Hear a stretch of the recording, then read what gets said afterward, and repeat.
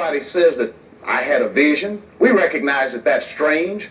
We recognize that people automatically would say, I don't believe it.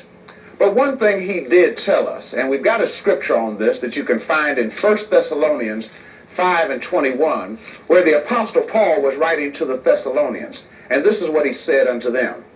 Prove all things. Prove all things. Hold fast that which is good. And hold fast to that which is good. And there's one thing that this man told us. He said, don't take my word because I said I had a divine vision, but you make me prove it until you are satisfied. And I'm happy to report to you that those of us that are in this school are there because it has been proven to our satisfaction. Now, this man, Dr. Kinley, he wasn't born and raised in this institute.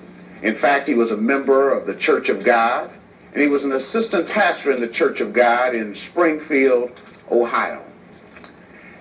And after he had been a pastor for a while and done everything that he knew to do that the Church of God had taught, he followed the tenets, he followed the ordinances, he lived the life as he knew it to be.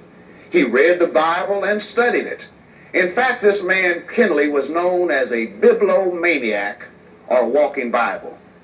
It was said by many of those that were around at that time that he had the ability to open up the Bible and quote a scripture verbatim.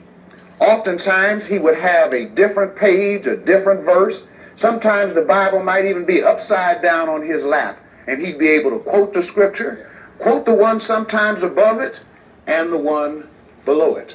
But even though he was a devout member of the church, even though he knew and studied the Bible, even though he was assistant pastor, even though he was well respected in his community, he had also performed physical healings.